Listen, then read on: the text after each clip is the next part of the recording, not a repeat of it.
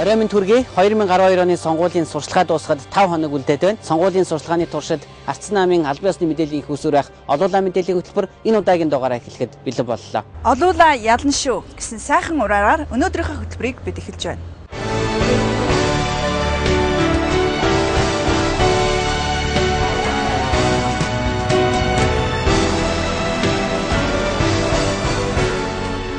Өнгөрүүлсэн түүх өнөөдрийн боломж маргаашийн ирээдүй биднийх эрх чөлөөт эрүүл нийгэмд эрхтгч сайхан амьдрна гэдэг тамбид эргэлзэдгүй баян орны иргэд баян амьдрах учиртай.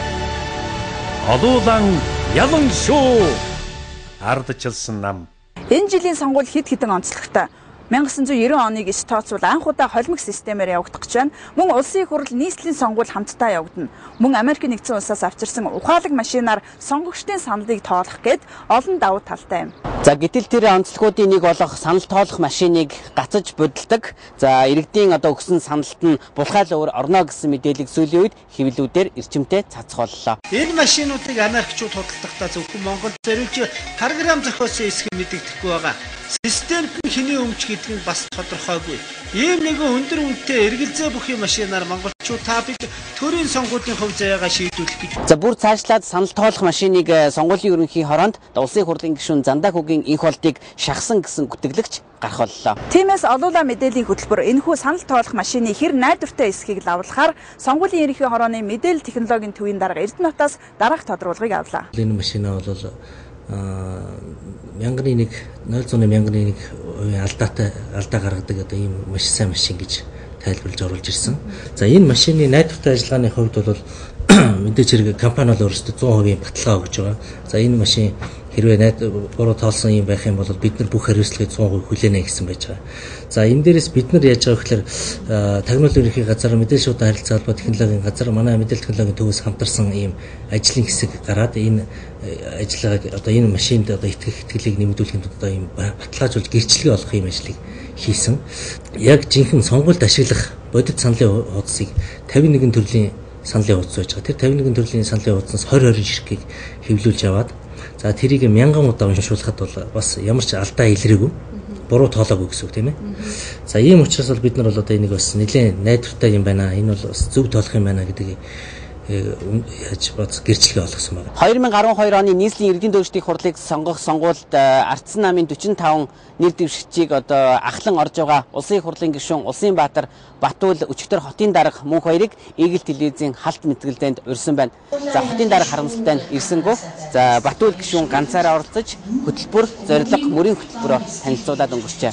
Энэ хоёрын мэтгэлцээнийг хүсэн хүлээж байсан олон үзэгчид өчигдөр твиттерээр дамжуулан мөнх хоёр даргыг мэтгэлцээнд оролцохоос сухтаасанд дургуутслаа илэрхийлж байсан юм. Гэтэл өнөөдөр зарим сайтуудаар мөнх хоёр дарга үндэсний олон нийтийн телевизээр Батуул гишүүнийг мэтгэлцээнд дуудаж гинэ гэсэн мэдээг хүчтүүрэн цацсан байна.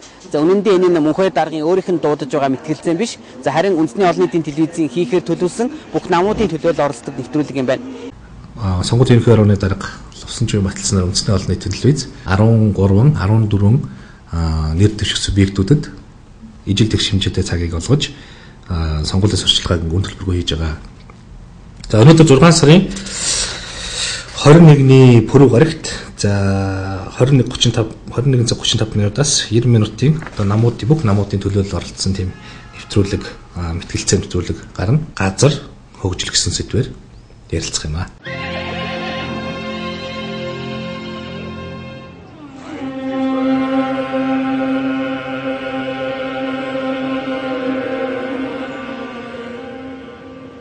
Сонгуул орж байна даа. Аль нам саналаа өгөх чинь. Сонгосон нам бодсон хүн бий дээ. Өгөндөө. Сарын дараа наадам аяанд ирлээ дээ. Жухмаа жухам. Олуулаа ялсан онцгой сайхан наадам болно доо. Олуулаа ялна. Олуулаа наадна. Хүн шиг амьдрий, улс шиг хөгжий. Ардчилсан нам. Булхаатай луурын юм хизээч хол явдаггүй. Ард иргэдийн амьдрал цаашлаад Монгол орны ирээдүй хаашаа эргэх вэ гэдгийг тодорхойлдог сонгуул хэмээгч хариуцлагатай зүйлийг бодлоомтуулдаг явдал түрүүчийн сонгуулиар нэрээд газар авсан байсныг шин сонгуулийн хуулиар нэлээд зэгсэлж чадсан билээ. Ингэснээр ард иргэдийн санал шударгаар тоологддог. Тэгснээр өөрийнхөө төлөөллийг төрдөө оруулах бололцоо нэгдэж байгаа юм. За гэтэл энэ эрхийг нь бүдүүлгээр зөрчих хуучны аргаас зарим хороо хэсгийн ажилтнууд салж чадахгүй хэвээрээ байна. За Баянзүрх дүүргийн 4-р хорооны иргэн Дамжин цэрэнгийн амбул зохиомлоор 2 дахин нэмэгдчихжээ. Үнэн хурдын шалгах гэхэд хэсгийн хороон дээр очиад үзсэн яг овог нэрээр 2 хүн байж байна. Тэрвиш гэдэг хүн, Навчаа гэдэг хүн. Тэ. Нийслэлийн иргэний бүртгэлийн газраас өгсөн тэр нэрээр нь бид нэр одоо нэрийг чинь өгсөн байгаа. Тэгээд тэр 2-4 хүн бичигдсэн байна гэж ийм хариу өгсөн байхгүй. Энэ улсууд ер нь хизээ орж ирсэн улсууд манай тэгээд шалгуулад цаад уучраас үсхимтэй юм л да үзээд нэг нөхөр нь тэр Навчаа гэдэг нь 11 оны 6 сард шилжиж ирсэн байна. Манай хаягаар. За тэр биш гэдэг хүн энэ 12 оны 2 сарын 8-нд шилжиж ирсэн байна.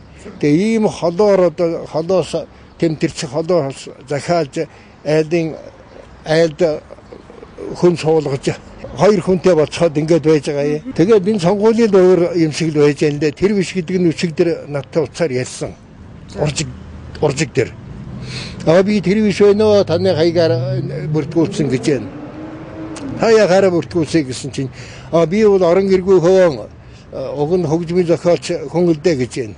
Шударгаас байдгийн бол нэг явж байгаад үзээд нэг сонгуулаад өөргөөгөр өгчвөл нэг 2 хүнтэй айлыг 4 болгоод байж байгаа юм чинь сая 800 мянган сонгогчтой Монгол улсын ч одоо 3 сая 600 мянган болгочиход сонгуул явуулчихад тоохгүй ийм улс төрийн залхай хүсэг Монголд л байна гэдэг таамаглалтай би болоод энэ үнд нь гол төсөв тулгуур нь Монгол төр болчиход байна. Энэ дээр бас нэг зүйлийг нэмээд хэлэхэд сонгуулийн хэсгийн хороод маань сонгуулийн хуулийг буруу тайлбарж хэрэгжилж байгаа тохиолдлууд бол байна.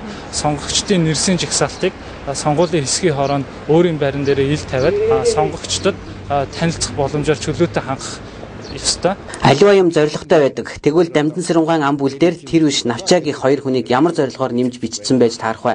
Ажлаа мэддэггүй иргэний бүтээлийнхний буруу юу? Аль эсвэл ард хууртаа мартсан хурам эхлэгчдийн залуу. Ямар тач үзэгчд тав хүн нэгийг одож нөгөөг тунгааж гэр бүлийн гишүүдээ хаяг дээр байгаа эсхийг ямар нэгэн зөрчилтэй эсхийг хянан шалгаж өөрийнхөө ирээдүйн төлөө зөв шударга нийгмийн төлөө идэвхтэй байгаарай гэж уриалж байна. Иргэн та улс орныхоо цаашдын хувь заяаг хинээр аль намаар төшүүлэх вэ гэдгээс шийдэх мөч ирэхэд 7 хоног үлдээд байна. За санал авах хугацаа ойртох төгөхөөр намууд бие биенлүүгээ дайрч за нэр дэвшигчдийн гутаанд оромжлж эхэлдэг нь түрүүчийн сонгуулиудаар гин биш зам босоор ирсэн. Гэвч ийм хар PR-ын арга хол явахгүй. Ийм аргад сонгогчд итгэхээ болсон. Тэгсний оронд хийх ажлаараа өрсөлдөе гэж олуулаа мэдээллийн хөтөлбөр та бүхэндээ уриалж байна. Ингээд сонгогчдын боловсрол зориулан дараах хуулийн заалтыг та бүхэндээ хүргэе. Монгол Улсын хурлын сонгуулийн тухай хууль 35-ын 29, энэ хуулийн 35-ын 15-ын 1, 35-ын 18-ын 10-т заасныг зөрчиж сонгогчдод бэлэн мөнгө эд бараа тараасныг сонгогч гэдэгт бэлэн мөнгө авсан этгээд за мөнгө авалцж байсныг харсан этгээд багтана. Сонгогч баримтаагаар сонгуулийн хороонд мэдэгдсэнийг холбогдох байгууллага үнэлэлтэй болохыг нь тогтоосон тохиолдолд сонгуулийн ерөнхий ороо тухайн сонгогчд бэлэн мөнгө болон эд барааны үнийн дүнг 10 дахин нэмэгдүүлсэндээ тэмцэх хэмжээний мөнгөн урамшууллыг олгож гин буруутай этгээдээр нөхөн төлөөлнө. Өөр Ханган аймгийн Арцан намын дарга асан Хасбаатар сонгуулийн сурталчилгаа эхлэхээс өмнө ихэлсэн өнөөхөл мөнгө тараасан гих улиг болсон яриагаа ярьсаар л явна. Түүний гаргасан гомдлыг сонгуулийн ерөнхий хороо нягтлж үзээд хууль зөрчөөгүй гэсэн шийдвэрийг хэдийн гаргасан. Гэвч сонгуулийн санал авах хугацаа ойртох тусам түүний энэхүү үйлдэлийг зарим нам эвслүүд өөрсдийн гүтгэлэгдээ ашиглаж сонгогчдыг төөрүүлэх зорилгоор ташаа мэдээлэл цацх болсон нь хэрээс хэтэрсэнтэй холбогдуулан Өвөр Ханган аймгийн Ардсан намаас дараах албан ёсны мэдээллийг хүргүүлж байна. Аймгийн Монгол Ардсан намын хүмүүс Улсын хурлын сонгуулийн 10 дугаар тойргийн ороонд гомдол гаргасан байдаг. Энэ гомдол тойргийн ороо сонгуулийн ерөнхий орооныхоо гаргасан шийдвэрийг давж одоо дээдлийн байгууллагын гаргасан шийдвэрийг дооцолтны байгууллага дахиж авч хэлцээд за энэ Монгол Ардсан намаас ирсэн хавсарсан баримт CD бол Арцан намаас нийслэл хасах үндэслэл болохгүй гэд шийдсэн байна. Болохгүй гэж шийдсэн. Гисэн ирнэ хоёр үзүүртэй зүйл шиг гомдолт үзснээр тухайн Арцан намаас нийт дэвшигчдийг одоо сонгуулийн тухай хуулийн дагуу зөрчсөн хэсгийг шалгаж тагнуулын ерөнхий газар шалгуулах юм шийдвэр гаргаж байна л да. Шилжүүлж байгаа юм. Тэгэхээр бид нар энийг юу гэж үзэж байгаа нөхөр тагнуулын ерөнхий газар сонгуулийн үйл явц, сонгуультай холбоотой маргаан эднийг авч хэлцдэг байгууллага биш ээ. Энэ эрх мэдлийнх нь өрөөнд чинь бол асуудал хамаагүй зүйл. Гэтэл энэ зүйлийг Монгол Ардын намын дарга Сүв Батболтын толгойд засгийн газрын шууд удирдлагын дор байдаг тагнуулын ерхий газар шалгуулах гэж байгаа. Тагнуулын байгууллага өөрөө улс төрийн сонгуулийн үйл явц, улс төрийн намыг шалгах үйл явц эхлэх гэж байгаа юм шүү дээ. Энэ одоо сонгуул юу хаашаа явах гээд байна гэдэг ойлгомжгүй байдал байна. Сонгуулийн тойргийн хооронд сонгуулийг шударга зохион байгуулах нөхцөлийг бүрдүүлж, хууль зөрчсөн альбаа үйлдэлийг дасан зогсоох үүрэгтэй. Гэтэл улсын их хурлын сонгуулийн 10 дугаар тойргийн хорооны дарга гончигдорж, тойргийн хорооныхоо шийдвэрийг зөрүүтэй тайлбарлаж мэдэн бодолжээ. Иймээс Өвөрхангай аймгийн ардчилсан нам улсын их хурлын сонгуулийн 10 дугаар тойргийн хорооны даргын ёс зүйн асуудлаар сонгуулийн ерхий хоронд хандхаар шийдвэрлэснээ мэдэгдлээ. Та бэлэн мөнгөтэй болоо юу? 333 мянга авсан юм аа. Чамд ямар хамаатай? Гү цагаагүй. Та одоо насан турштай ашиг болох хувьцаага ийм хямдхан өгсөн юм уу? Гү би хувьцаа тай штэ. Гү чи юу яриад байгаа юм бэ чи? Гү цагаагүй. Гү таны хувьцааны оронд сая төгрөг уулж өгөөл бүтнээр нь авчихсныг та одоо хүртэл мэдээгүй юм уу? Миний хувьцааг бас сургуулийн төлбөрөөр солиод авчихсан штэ. Гү цагаагүй. За чи явж явж. Дэмий юм ярьж амтан хүн өмүүлээд. За. Бэлэн мөнгө гээд байсан чинь өвгөн миний бас охины минь хувьцааг луйдчихсан байд шүү. Харин тийм ээ. Хүрлээ ардчилсан намын амлсан Эрдний хувийнхаа эзэн нь болчихсон байна шүү дээ. Энэ хүрлийн хүртэл учрыг олжхоор хүн шиг амьдрах цагч ойлтж яваа юм байна. Хамлалт биелж, эргэн бүр Эрдэнийн хувийнхаа эзэн нь болно. Хүн шиг амьдрий, улс шиг хөгжий. Ардчилсан нам. Одоо та бүхэндээ хөдөө орон нутагт нэр дэвшин иргэд сонгогчтойгоо уулзж байгаа Арц намын нэр дэвшигчдийн тухай багц мэдээлэлээс хүргэе. За улсын хурлын 2 дугаар тойрог Баян-Улгийн аймагт Арц намаас нэр дэвшигч Бакэ Куланда нар өнгөрсөн өдрүүдэд Алтай буян цумдын иргэд сонгогчтойгоо уулзсан намын мөрийн хөтөлбөрөөр танилцуулгын зэрэгцээ нутаг оргон тулгамдж байгаа асуудлаар харилцсан санал бодлоо ярилцсан байна. Баян-Улгийн аймгийн эдгээр сумдын хүн зон нутаг орондоо амьдрахад хамгийн ихэд тулгамдж байгаа зүйлүүд нь ажилгүйдэл, ядуурл, мөн малыг эрүүлжүүлэх асуудлууд гэж байна. За хэдийгээр энэ нутагт ихтэй сургууль төгсөн эрдэм ном сурч нутаг орондоо ажиллахаар ирсэн залуус олон ч ажлын байр байхгүйгээс гэртээ сууж байна. Дээрх тулгамдсан асуудлуудыг шийдэх талаар Арц намын мөрийн хөтөлбөр тусгагдсан. Тэдгээрийг нэр дэвшигчид нутгийн олондоо дэлгэрэнгүй танилцуулж байна.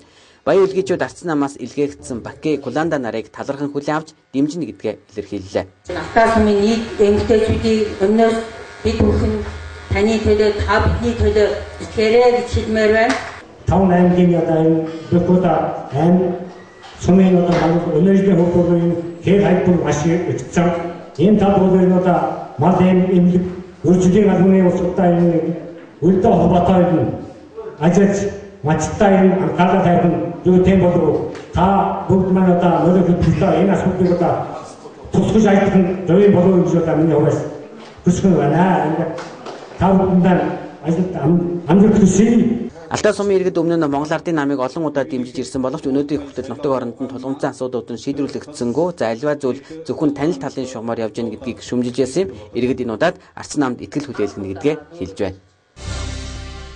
Улсын хурлын сонгуулийн 11-р тойрогт ардчилсан намаас нэр дэвшигч Бат Эрдэнэ тойргийнхоо сумуудад ажиллаж сонгогчдоо намын болон нэр дэвшигчийн мөрийн хөтөлбөрөөр тайлбарлан таниулах ажил энэ өдрүүдэд үргэлжилж байна. Өмнө говьо өөрсдийн хүчээр хөгжүүлцгээе гэсэн уриатайгаар энэ удаагийн сонгуульд төрлөх нутагтаа нэр дэвшиж байгаа Таштамбирлын Бат Эрдэнэ тойргийнхоо ард иргэдэд мөрийн хөтөлбөрөөр танилцуулж санал хүсэлтийг нь сонслоо. Нэр дэвшигч Таштамбирлын Бат Эрдэнэ очсон сум бүрийн иргэд сонгогчид уулзалтанд өргөнөөр оролцож дэмжиж байгаагаа илэрхийлж өндөр сэтгэлтэйгээр өгтөө авч байна. За нэр дэвшигч Бат Эрдэнийн сүүлийн 7 хоногт ажилласан Өмнөговь аймгийн баруун сумд болох Ноён, Сэврэ, Булган сумд за уул уурхайн асуудалгүй бүс нутаг хэдий ч за байгалийн үзэсгэлэнт газраа түшиглэн аялал жуулчлалыг бүрэн хөгжүүлэх боломжтой сумд юм. За Ноён сум гэтэл байгалийн үзэсгэлэнт тогтолцоо түшиглэн за аялал жуулчлалыг өргөн хэмжээнд хөгжүүлэх боломж бий.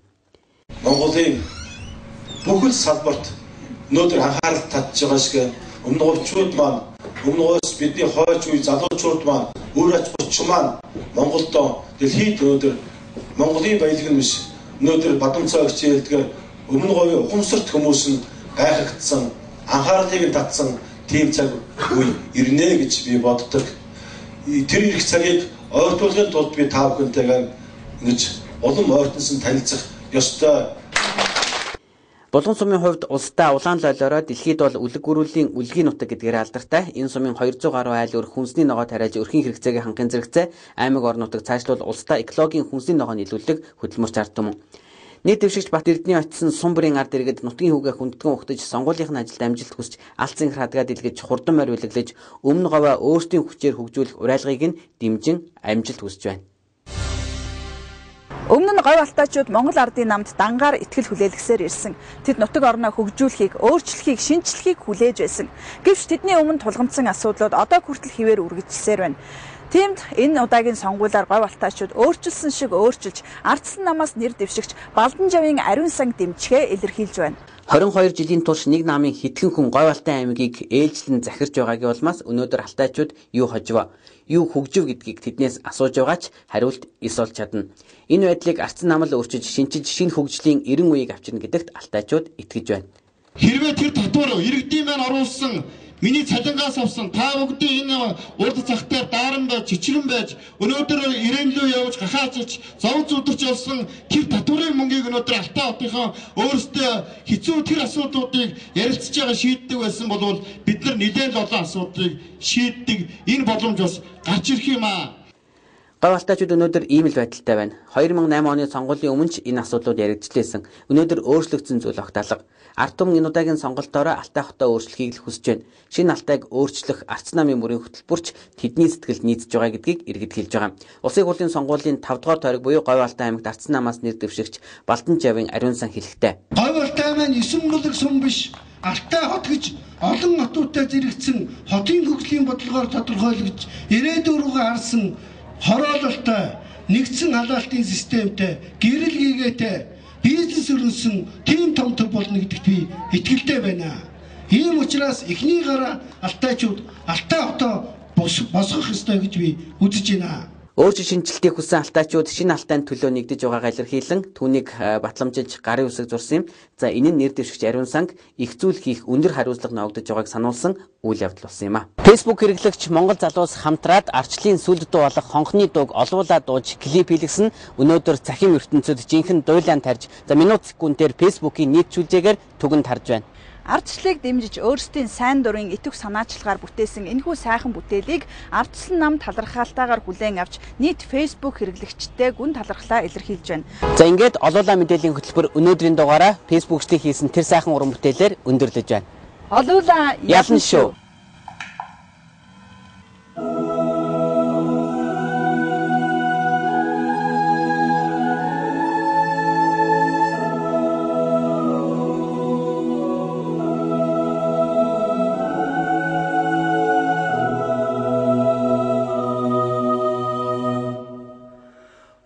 Шин хардаард зүудлээ урдгаар намайг зовоо хэлэх үгийг минь богдуулж гарахнуудыг хаалхалнаа аз болж хохтугарлаа араяда норнос ирлээ